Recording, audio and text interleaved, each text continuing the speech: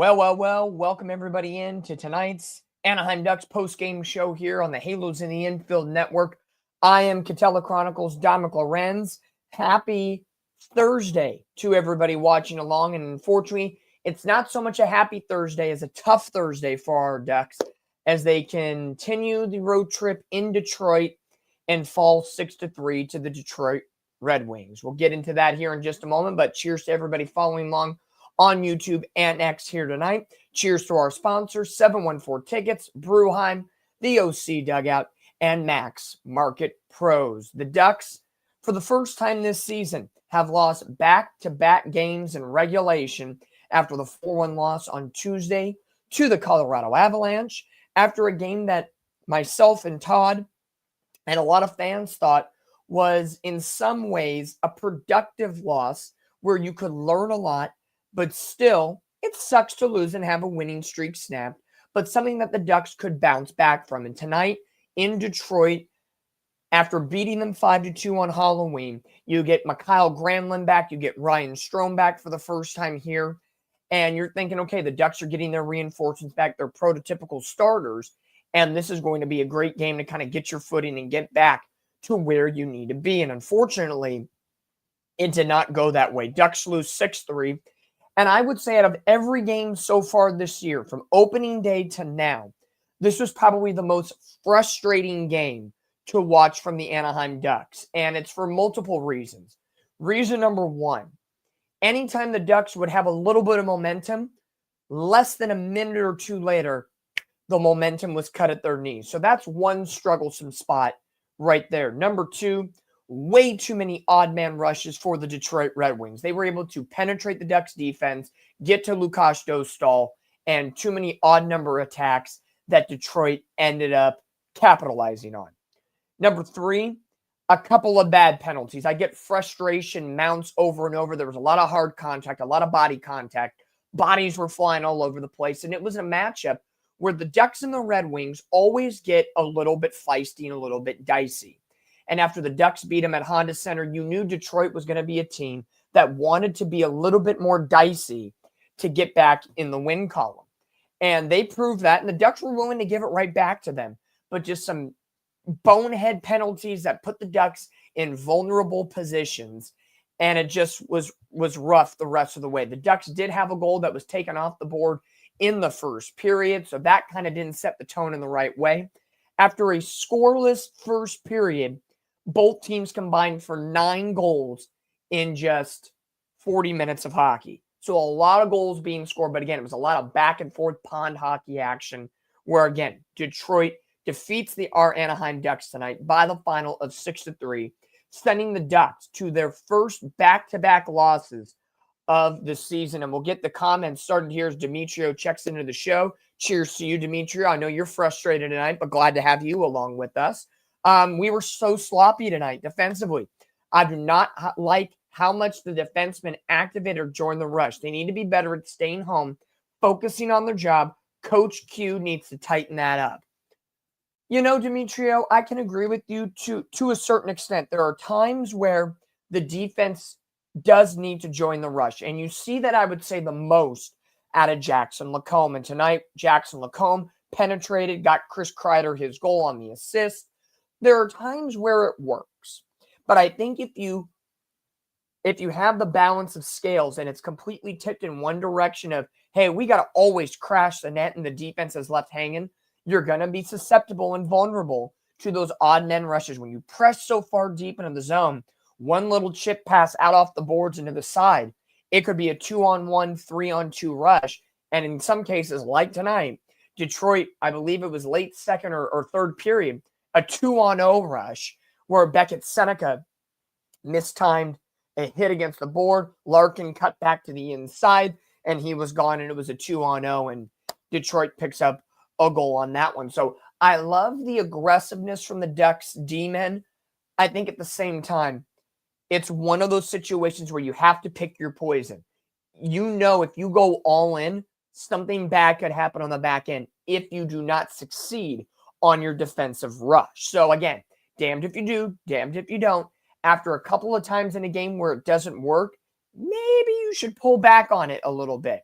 But the Ducks, when you're playing catch-up hockey all night long, you feel really, really forceful in that sense. Everybody's got to put as much pressure. If it was Gibson or if it was Cam Talbot, who came in for John Gibson after 2 periods, you're saying we got to throw everything at them. And John Ehlers and Guy Hebert, who was filling in for Brian Hayward tonight, said it best. It's one of those situations where after 2 periods, John Gibson didn't know why at that time he left the game. Cam Talbot had a 1.99 goals against in his career against the Ducks. So you're sitting there and you're saying, okay, we need to get on a cold goaltender who hasn't played tonight and see if we can strike fire quick. And the Ducks did do that, as we'll get into the scoring breakdown in a minute as I encapsulate this game. They got us close. After being down 1-0, they tied it. Go down 2-1, tie it. Go down 3-2, get back in it. You know, it's back and forth, back and forth. And in the third, they got as close as 4-3. And you're sitting there saying, okay, thank you, Granlund. Welcome back. You get a goal on the board. And less than a minute later, an odd man rush sets the tone and goes in the wrong direction for the Ducks. And that was that. So a tough game overall. Very frustrating night for the Ducks. You saw tonight, there were so many moments that the Ducks looked really, really good, activating offensively, getting back. I'm not going to put this game as much on Dostal as some people would. Again, the 6th and final goal for Detroit was an empty netter. A couple of times tonight, your defense sets up Dostal for a very tough situation. Again, a 2-on-0. Dostal nearly made the save, just squirted by his 5-hole. And a couple of times, the Rasmussen goal that deflects off the stick of Lacombe. Dostal's got himself properly propped up, but it just gets that height to the top shelf with extra speed off the stick of Lacombe. And you can't quite get that left shoulder up there in enough time to block it down. So a tough night overall, all the way around for the Ducks.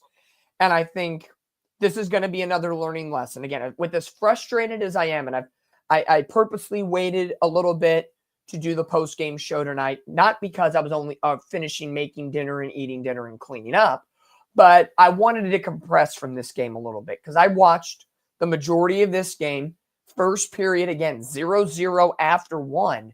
And it was just 2 teams that were in a dogfight. And both teams had 10 shots on goal in the first period. And you say, okay, this could be a game like the Ducks had in Chicago a couple weeks ago where it ends 2-1. Maybe there's an overtime involved, and it's one of those scrappier type games coming off of a loss against the Colorado Avalanche on Tuesday. However, second period rolls around, and the second and the third turn into pond hockey, old school style affair of just back and forth, back and forth. And it was Detroit that got the goal scoring started on a power play goal. And I will admit, Detroit tonight, looking at the box score, Detroit was exceptional to me on their power play opportunity. They went 2 for 4, and the Ducks go 0 for 3. So right there, empty netter, 2 power play goals, and 1 that deflects off the stick. That is a tough loss the way for the Ducks tonight. But Snyder gets the goal scoring started for Detroit with a tip-in, 1-0 Detroit. But then the Ducks come right back and get a gift. Jackson Lacombe sets this one up, gets it to Trouba to Seneca on the final seconds of a shift. He was gassed just enough to get that puck in front. Gauthier puts it right behind John Gibson. 1-1. At that point, you're saying, okay, Ducks are back in this game. But then, as mentioned, the tip-in from Rasmussen makes it 2-1 Detroit. But the Ducks, Kreider from Lacombe and Helleson, have no fear. Here comes Chris Kreider getting his 10th as an Anaheim Duck. He looks really good in a Ducks uniform, and it was 2-2. But then Detroit is able to take the momentum into the second period intermission as Sanin Palenka gets his second goal of the year, 3-2 Detroit. And again, if you look at the timestamp on each of these goals, you had 5:57 for Detroit's first goal, 7:35 for the Ducks. 5 minutes later, Rasmussen. 2 minutes later, Kreider. A minute later, or less than a minute later, Detroit.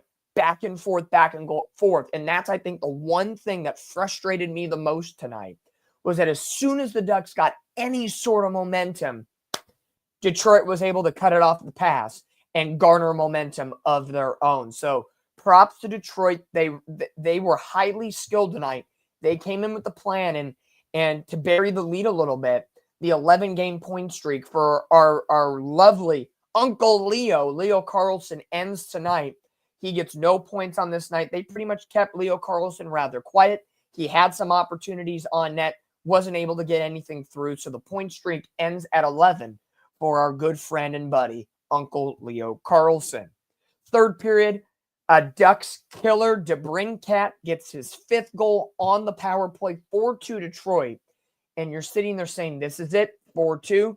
But Mikael Granlund, back from the IR, does great work. Ian Moore gets one on net, deflected by Strome, basically left right in front of the net. Granlund says, I'll swoop that one in behind Talbot.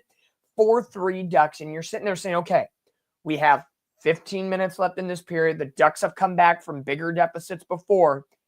And then Dylan Larkin gets his 10th on the year on the 2-0 break from Raymond and DeBrincat, 5-3 Detroit. They would go on, and DeBrincat, who is a killer of the Anaheim Ducks, he gets 3 points tonight. He gets 2 goals, 1 assist. He has 18 goals against the Ducks in 20 games in his career. He has been an absolute beast against Anaheim. No matter what team he's played for, he is strong, and he comes out with a 3-point affair here tonight. So I think it's one of those nights where, yes, the Ducks have been so strong all season long, and I've talked about it with Todd, and we've talked about it with Zach and myself. You're going to get some clunkers this season. It's not going to be all gravy, and it's not all going to be cotton candy and rainbows here. Again, the 7-game winning streak was great, and the Ducks did a lot of good things right, and even when things weren't going their way, they were getting the bounces. And the last 2 games just proved that the Ducks get humbled a little bit. You're going to go into a struggling Minnesota Wild team Saturday afternoon at 3 o'clock Pacific time before starting a big 6-game homestand that's going to feel really nice. After being on the road constantly this season, the Ducks will come home. So hopefully start off that homestand on the right foot to wrap up this road trip on the right foot. So one game will carry into another here for the Anaheim Ducks. Breaking down the stats tonight, 33 shots on goal to 28 in favor of Detroit. Face-offs, Ducks win this one 51 to 49%. We mentioned the power plays, 2 for 4 for Detroit, 0 for 3 for the Anaheim Ducks. That's been a little bit of the strugglesome part for this Ducks offense of late. Power play goals have not been coming at a premium for this Anaheim squad. Too many penalties tonight, 24 minutes for the Ducks, 22 for Detroit. A lot of careless penalties.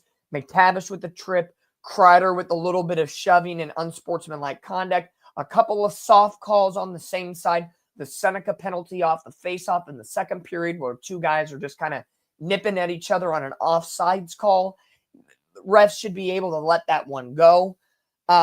Just a tough one overall, but Detroit wins the block shot category and the takeaways category. So Detroit, it's one of those nights where you just have to tip the cap and say Detroit was the better team. The Ducks looked good at moments. There were a few of them, but not enough, that full 60 minutes of hockey to get a win at the end of the day. 10 shots on goal for both teams. Detroit outshooting the Ducks in the second period, 16-7. The Ducks outshooting Detroit 11-7 in the third, which again equates to that 33-28 in favor of Detroit. Box score tonight for the Ducks, a lot of single point holders tonight. Nobody with a multi-point game, but you had Ryan Strome, his first points of the season with an assist. Chris Kreider with a goal. Beckett Seneca with an assist. Gauthier and Granlund with goals. And then 4 defensemen for the Anaheim Ducks who have been good but not great this year. I still think the defense needs a lot of support here this year, and that's the big overarching ideal that the Ducks continue to need to improve on with Coach Q, is getting this defensive unit really firing on all cylinders. And who knows, Pat Verbeek might want to add on to this defensive trio. The Ducks are missing Radko Gudas still here this year, but with Helleson, Lacombe, Zellweger, Trouba, Moore, and Menchikov here tonight, you had Helleson, Lacombe, Trouba, and Moore all picking up assists in tonight's game. Joe Stahl, 27 saves on 32 shots for a save percentage of .844. Not the best performance by Lukasz Dostal.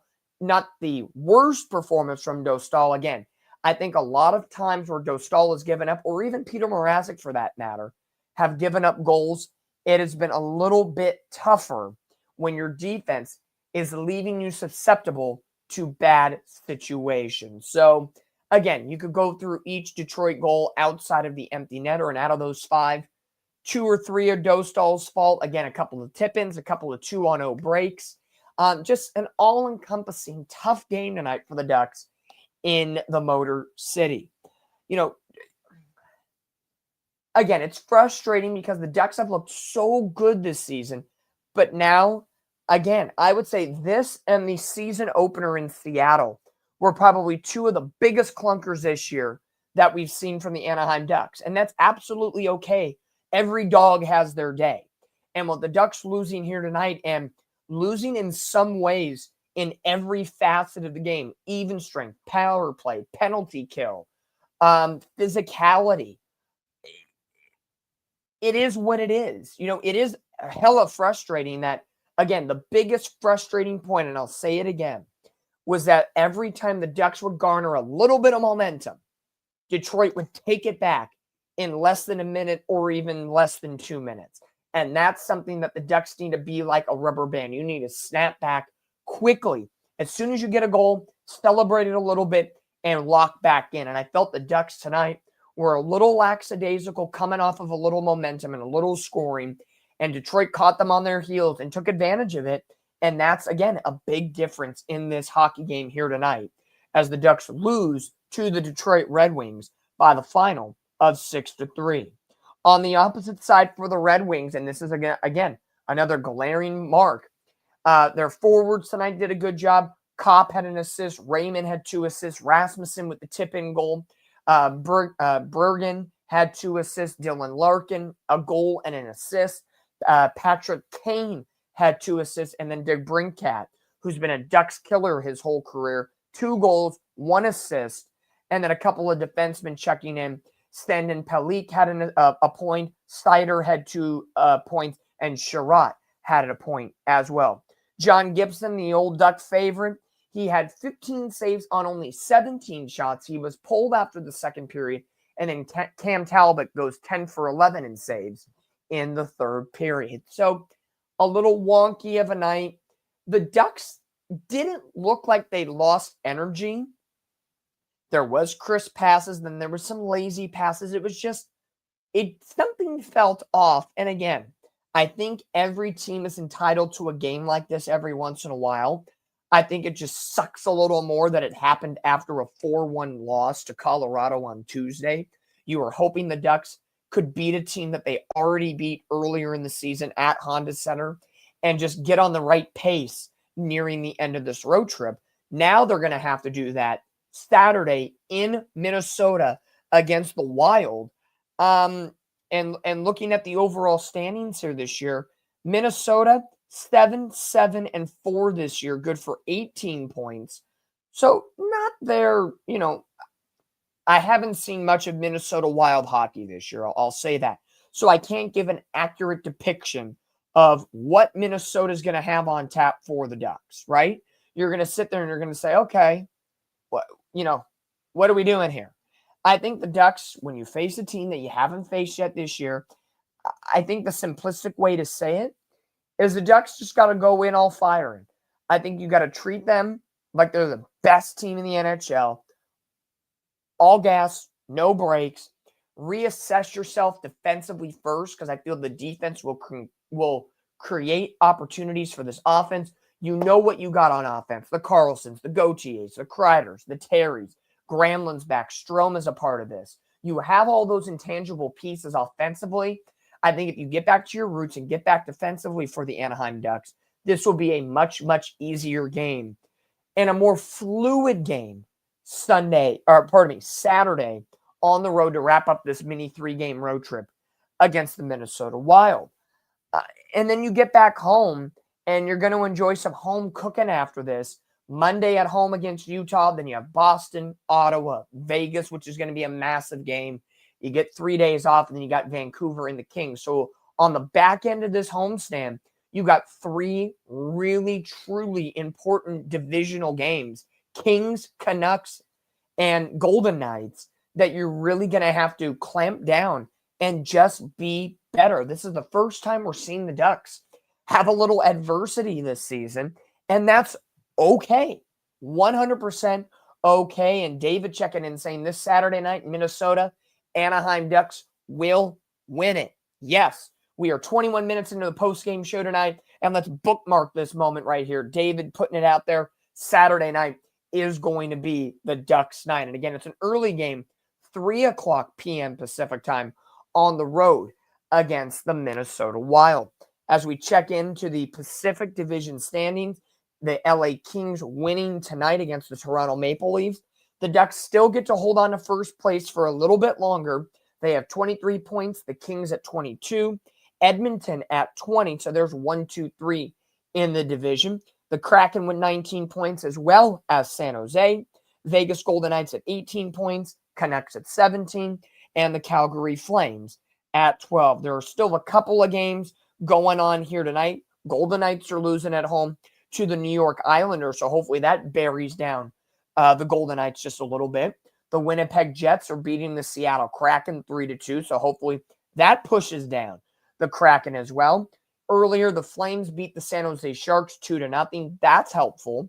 And the Kings beat the Maple Leafs in overtime 4-3. So a lot of divisional games happening today. The last one to note, Blue Jackets at home defeating Edmonton in regulation 5-4. So no matter what, the Ducks will be in first place in the Pacific Division when we go to bed at night, wake up tomorrow, and kind of get to Minnesota, have a skate tomorrow or early Saturday morning, again with an earlier game. They'll probably maybe have a morning skate tomorrow or a late afternoon skate in Minnesota. But I think overall, to move on from Detroit to Minnesota, I don't want to say wipe this one from your memory, because I think there's a lot to learn in both of these losses on this road trip between Colorado and Detroit. Colorado was different because you were playing such a dynamic, powerful team in the Colorado Avalanche who could easily win the Stanley Cup this year. You held on tight with them through the majority of this game, and maybe that's the way you want to look at this game tonight. Did it feel like a little bit of a hangover game for the Anaheim Ducks? We thought we would maybe get this last weekend after the hangover, beating Vegas on the road in the manner in which they won. We thought there maybe be a hangover coming home against a really good Winnipeg team.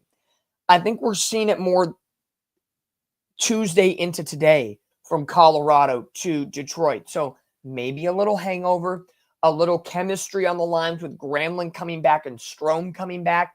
That kind of can create a situation here for the Ducks. Not bad, but I think when you get two massive contribution players back into your lineup, it might take them a moment to garner that chemistry in the second and third line. So give that a game and utilize Minnesota on Saturday as a springboard to the homestand. A get-right game is the perfect analogy that the Ducks need on Saturday against Minnesota. But tonight, the Ducks fall to the Detroit Red Wings by the final of 6-3. However, the Ducks did 3 goals, so let's celebrate a little bit in that manner. The 3 goals that the Ducks had tonight. You had our good friend, Cutter Gauthier, Chris Kreider, and Mikael Gramlin. So let's cue it up, baby. 1, you got 1 Duck goal for Cutter Gauthier. Then Chris Kreider, his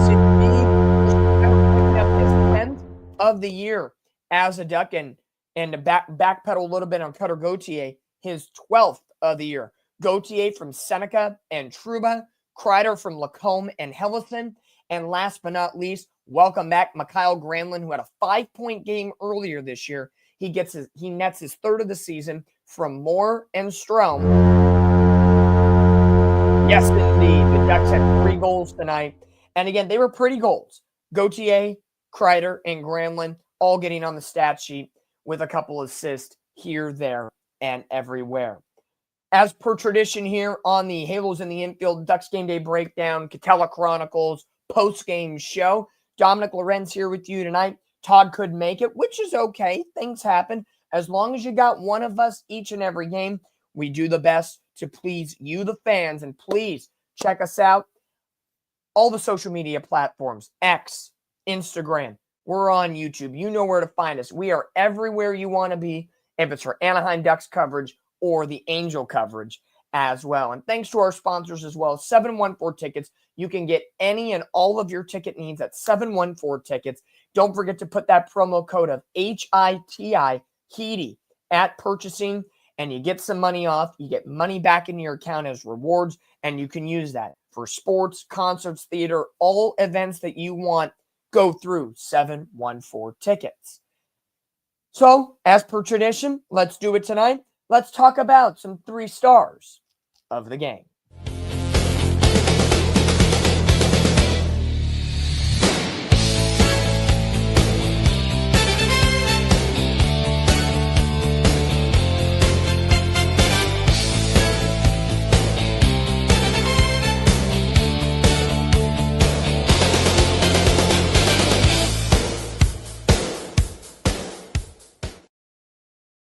Yes, indeed. It's that time for our 3 stars of the game, voted by us here. I know they say at Honda Center and every other place, voted by the broadcast media. Well, guess what? You get voted here by the Halos in the Infield and Catella Chronicles crew. Demetrio checking in. He's going to be at Monday's game against the Utah Mammoth. Good for you, Demetrio. We want a full report of what you see. I believe you said section 211. Great seats. Got him through 714 Tickets. We absolutely love that. And again, send us some pictures. Tag Halos in the Infield, Catella Chronicles, and Ducks Game Day Breakdown for what you see at Honda Center on Monday against the Utah Mammoth. But the 3 stars of the game tonight, voted by yours truly, Dominic Lorenz. With the number 3 star of the game, you got to give it to Cutter Gauthier. He has been great all season, top 10 in the NHL in scoring with his 12th goal of the season, a little tip-in. I would say Cutter Gauthier, I don't want to say he's a surprising factor for the Ducks because we know he's had a goal-scoring madness in his career. He knows how to sniper the puck. He knows how to put it to the back of the net. And in his 100th NHL goal of his career, he picks up his 12th goal of the season. So 32 goals in 100 games for Cutter Gauthier. A great mark by that man. Cutter Gauthier, our 3rd star of tonight's game. Unfortunately, the number 2 star and the number 1 star are going to be Detroit Red Wings. You have Moritz Seider. He got a goal and an assist. He got the scoring started for the Detroit Red Wings. And then the 1st star of the game, the Anaheim Ducks killer, Alex DeBrincat, 2 goals, 1 assist, 3 points on the night. He has had 18 goals against the Ducks in his career in 20 games. So the man knows how to put on a show. He gets red hot like the Detroit Red Wings bucket hats. He gets absolutely red hot, and he pencils in those games when the Anaheim Ducks either come into town or they go to Honda Center. So those are your 3 stars of the night here tonight. Cutter Gauthier is my number 3 star. Moritz Seider, the 2nd star, and Alex DeBrincat, your 3rd star of the game. But that'll do it tonight. A very quick post-game show tonight as the Anaheim Ducks fall to the Detroit Red Wings and go 0 for 2 so far on this 3-game road trip. That will wrap up Saturday afternoon, 3 p.m. Pacific time in Minnesota, facing the Minnesota Wild for the first time this season. And thinking of games for the first time this season, tonight's game against Detroit was the last time we see Detroit, unless it is in the playoffs. So no more Detroit Red Wings this year. Seeing John Gibson twice feels different, seeing him in another uniform. But the Ducks are done with the Detroit Red Wings. They split the 2-gamer this year. They win 5-2 at Honda Center on Halloween night, lose 6-3 at Little Caesars Arena in Detroit here tonight. But the Ducks now 11-5-1. They will face the 7-7-4 Minnesota Wild on Saturday at 3 o'clock. And Kale Kiprusoff, he's going to be the stick that churns the butter for Minnesota. He is their points leader with 6 points in his last 5 games. He has had a very good season. And overall, looking at the statistical breakdown between these two teams, the Ducks 11-5-1, first in the division, 3.29 goals against, Overall, between Dostal and Mrazek, I would take a wild stab of a guess that Peter Mrazek will probably be in net, especially after Dostal gave up 5 goals in tonight's game. And then on the other side for Minnesota, 7-7-4, they're averaging very similar, 3.28 goals against. And they have Filip Gustavsson and Jesper Wallstedt. 10-1, I would probably take Filip Gustavsson, their number 1 netminder in this game, coming after a couple of days off for the Minnesota Wild. In the last 10 games, the Ducks are 7-3. Minnesota's 4-3-3. So definitely a scrappy team. This will be the first of 3 games between these two squads this year. The second time these teams will meet after Saturday will be back at Honda Center on January the 2nd. The only time these two teams will meet at Honda Center. And then the Ducks will go back to Minnesota all the way in the month of April 14th. And if I'm not mistaken, I believe that is the last game of the season. It is the penultimate game of the regular season, as the Ducks will face Minnesota in Minnesota. So the Ducks will see Minnesota kind of at the beginning, middle, and end of the year, different team throughout the phases. But the Ducks getting a little bit healthier as they have Strome and Granlund back, still waiting for Radko Gudas, and trying to get everybody on the same pace as they drop Sam Colangelo back down to the AHL with the San Diego Gulls. So again, a little chemistry, separations on the lines, kind of get back, and hopefully Saturday night, or Saturday afternoon, I should say, in Minnesota will be that get-right game for the Anaheim Ducks. Get back onto the winning side, get on a flight, come on home, and begin a massive 6-game homestand that's going to feature 3 quality teams in Utah, Boston, and Ottawa, and then 3 dynamic divisional games, Vegas, Vancouver, and the Kings. And as David said earlier in the post-game show, Anaheim Ducks will win against the Wild in Minnesota. Bookmark it now. We are manifesting a win, snap the 2-game losing streak, right the wrongs over the last couple of days. A lot to learn from these 2 losses to Detroit and Colorado. But again, still very early in the season. The Ducks 11-5-1, still first place when we go to bed tonight and wake up tomorrow in the Pacific Division. A lot to learn. I trust Joel Quenneville. I trust this staff for the Ducks. They will right the wrongs and get ready to get in the win column on Saturday. To me, a must-win game, a get-right game for the Anaheim Ducks, and to carry some momentum into Monday's homestand opener against the Vegas Golden Knights, where our good buddy Demetrio is going to be. So if you want to see Demetrio, go visit him in Section 211 on Monday. So hopefully, Demetrio, you have a great game, and the Ducks will have a little goodwill and good luck with you in the Honda Center faithful. But the Ducks a 6-3 falling tonight against the Detroit Red Wings, and on to Minnesota on Saturday. But thank you guys for tuning along with us on the Halos in the Infield / Catella Chronicles Ducks post-game show. Ducks struggle in the Motor City tonight, but again, we'll look back to get in the win column on Saturday against Minnesota. Fans, you know what to do. You can tag us all over social media at Halos in the Infield, at Catella_CHRON.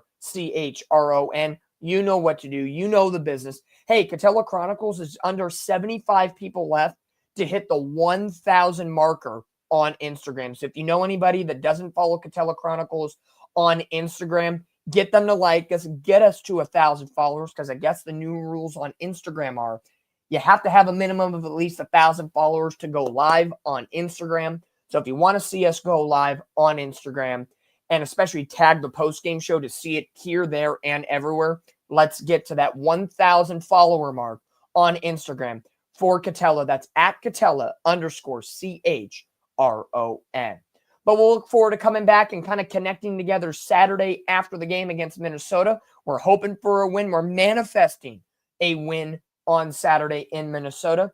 But until then, enjoy the rest of your Thursday. Be safe out there. I know the rain is getting ready to come in if you're here in Southern California. So be safe, be happy, be healthy. Enjoy the rest of your Thursday. Enjoy Friday. When Saturday comes around, the Ducks will look for a victory in Minnesota. Don't forget our sponsors, 714 Tickets, Bruheim, the OC Dugout, and Max Market Pros. Phenomenal sponsors that keep this thing going. If it's during Angel season and now the Anaheim Ducks season, we keep it rolling for you 24/7 on social media. or here as we do our live podcasts. Until Saturday, cheers, you guys, and we'll see you soon. As always, Ducks fly together. Let's go, Ducks.